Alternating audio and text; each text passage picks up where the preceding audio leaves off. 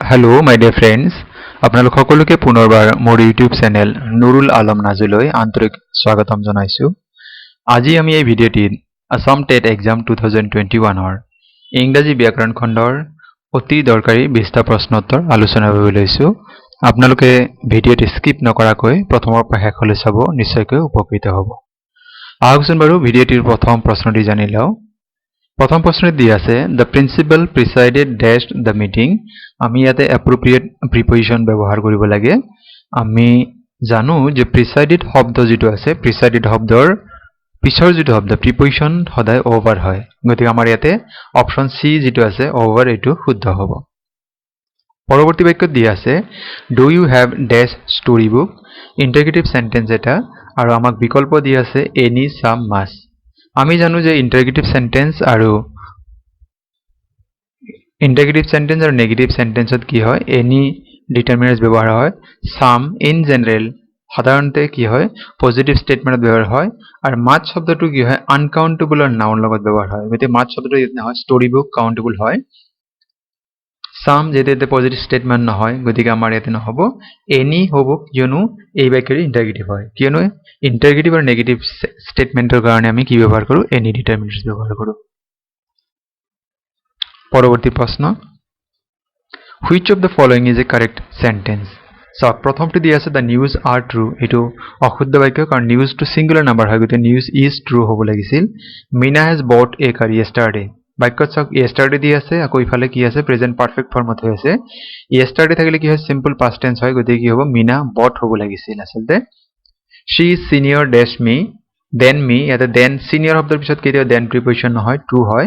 গতিকে প্ৰথম A B C তিনিটা ভুল আছে। 4 নম্বৰ বাক্য যে হি লিভছ ইন দিল্লী, এইটো শুদ্ধ, কাৰণ দিল্লী এখন ডাঙৰ ঠাই। গতিকে ইয়াৰ আগত আমাৰ কি হয়, ডাঙৰ ঠাইৰ আগত ইন প্ৰিপজিশ্যন হয়, আৰু সৰু ঠাই বুজাবৰ কাৰণে আমি এট প্ৰিপজিশ্যন ব্যৱহাৰ কৰোঁ।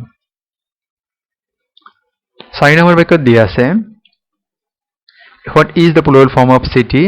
চিটিৰ বহুবচন কি হয়। চিটি চাওক, যেতিয়া কোনো নাউনৰ শেষৰ আখৰটো ৱাই, তাৰ আগত কনচনেণ্ট থাকে, তেতিয়া আমি কি কৰোঁ, বহুবচন কৰিবৰ কাৰণে বা প্লুৰেল ফৰ্ম বনাবৰ কাৰণে আমি কি কৰোঁ, ৱাই আখৰটোক আমি আই আখৰেৰে ৰিপ্লেচ কৰি তাৰপিছত ইএছ আমি যোগ দিওঁ। সেই সূত্ৰে এই চেণ্টেন্সটিৰ শুদ্ধ উত্তৰ হ'ব অপশ্যন চি, চিটি, CITIES। পৰৱৰ্তী বাক্য, what is the antonym of prohibition. প্ৰথমতে হৈছে এণ্টনিম মানে বিপৰীত অৰ্থ, opposite word.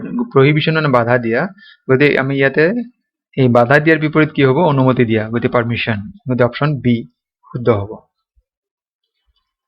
Question number 6, which of the following is a complex sentence. Complex sentence আমি জানো যে তাৰ এটা পাৰ্ট কি হয়, এটা পাৰ্ট ডিপেণ্ডেণ্ট হয় অন্য এটা মেইন পাৰ্টৰ ওপৰত। প্ৰিন্সিপাল ক্লজে মানে ছাবঅৰ্ডিনেট, প্ৰিন্সিপাল ক্লজৰ ওপৰত ছাবঅৰ্ডিনেট ক্লজটো ডিপেণ্ডেণ্ট হয়। গতিকে প্ৰথম যিটো sentence he is too weak to walk, এইটো আমাৰ কি হয়, আমাৰ চিম্পল চেণ্টেন্স হয়। The earth is round and we can prove it, এইটো আমাৰ কি হয়, কম্পাউণ্ড চেণ্টেন্স হয়, কাৰণ এটা কানেক্টৰ আছে। এণ্ড আৰু দুটা পাৰ্টি কি হয়, ইণ্ডিপেণ্ডেণ্ট হয়। Certainly the man will do his work, এইটো আমাৰ কি হয়, চিম্পল চেণ্টেন্স হয়। The man is so' weak that he cannot walk, আমাৰ এই চেণ্টেন্সটো কি হয়, কমপ্লেক্স চেণ্টেন্স হয়। পৰৱৰ্তী বাক্যটো আমি চাই লৈছোঁ।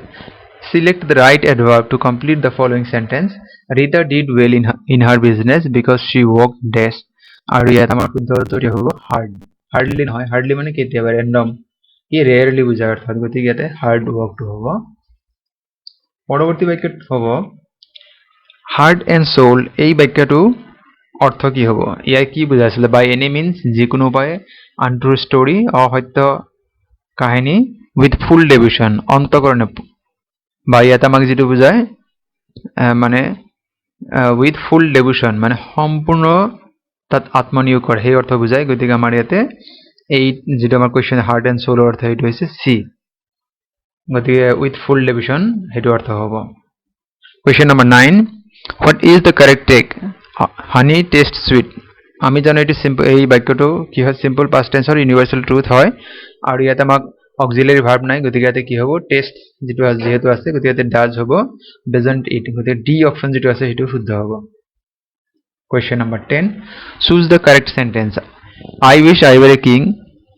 ছেকেণ্ড দি আছে it is time we play football. Second বাক্যটো আমি চাই লওঁ, it is time we play football, এয়া অশুদ্ধ, কাৰণ যদি কোনো বাক্যত ইট ইজ টাইম থাকে সেই বাক্যৰ পিছৰ যিটো ভাৰ্ব হয় সেইটো ভাৰ্বৰ পাষ্ট টেন্স হ'ব গতিকে উই প্লেড হ'ব লাগিছে গতিকে এইটো ভুল he talked as if he was my boss এইটো কি হয় আনৰিয়েল পাষ্ট হয় বাক্যত এজ ইফ আছে গতিকে হিৰ পিছত ৱাজৰ পৰিৱৰ্তে উৱেৰ হ'ব লাগিছিল reading is an useful hobby এইটো ভুল হয় কাৰণ ইউজফুলৰ আগত এ আৰ্টিকলহে ব্যৱহাৰ হয় গতিকে বি চি ডি অশুদ্ধ হয় আৰু প্ৰথমটো শুদ্ধ কিয়নো আই wish I were a king দেখাত এনে ভুল যেন লাগিলেও ই শুদ্ধ কাৰণ বাক্যত আই উইচ আছে আনৰিয়েল পাষ্ট হয় গতিকে আইৰ পিছত ৱেৰ শুদ্ধ এনেই সাধাৰণ বাক্যত আমি আই ৱাজ লিখো কিন্তু আনৰিয়েল পাষ্ট যেতিয়া থাকে তেতিয়া হি সি বুলি কোনো কথা নাই কি হ'ব তাত সেইটো ৱেৰ হয় গতিকে সেইকাৰণে কুৱেশ্যন নম্বৰ 10 এই অপশ্যনটো শুদ্ধ আছে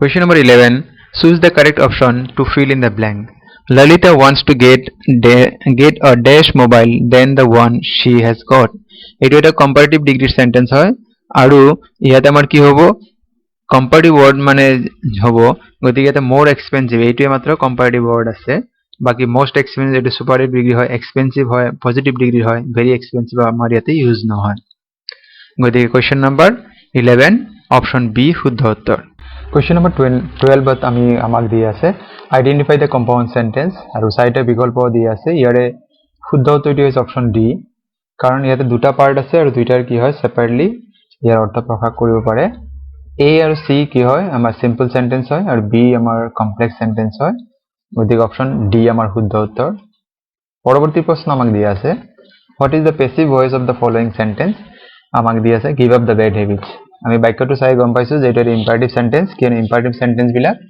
ভাৰ্বেৰে আৰম্ভ হয় গতিকে এই বাক্যটো আমি যেতিয়া পেসিভ কৰো সাধাৰণতে আমি দুটা মেথড এপ্লাই কৰো তাৰে এটা হৈছে লেড শব্দৰে আৰম্ভ হয় আৰু সেই সূত্ৰৰ মতে আমাৰ এই বাক্যটোৰ পেসিভ হ'ব let the bad habits be given up গতিকে আমাৰ এইটো শুদ্ধ উত্তৰ হয় option B question number 14 What is the indirect speech of the following sentence? আৰু আমাৰ ইয়াতে বাক্যটা দিয়া আছে Rima said to me how old are you ইয়াতে চাওক যে আমাক যেটো স্টেটমেন্ট দিয়া আছে এইটো আমাৰ ইন্টিগ্ৰেটিভ সেন্টেন্স হয় আৰু ডব্লিউএইচ কোৱেশ্চন হয় হোৱাট হাউ টাইপ কোৱেশ্চন হয় স্পেসিফিক কোৱেশ্চন হয় আৰু ইয়াৰ শুদ্ধ উত্তৰটি হ'ব Rima asked me how old I was এর শুদ্ধ উত্তর হবে অপশন এ শুদ্ধ উত্তর Question number 15 just dash candidates applied for the post ইয়াত চাওক যে খালি ঠাইৰ পিছৰ যেটো শব্দ candidates এইটো কি হয় কাউন্টেবল নাউন গতি এ লিটল যেটো হয় হেতু সম্পূৰ্ণ অশুদ্ধ বাকি তিনটা আমি টেস্ট কৰি চাইছো ফিউ শব্দটো কি হয় নেগেটিভ সেন্সত ব্যৱহাৰ হয় গতিকে ইয়াত আমাৰ নেগেটিভ সেন্স ইউজ হোৱা নাই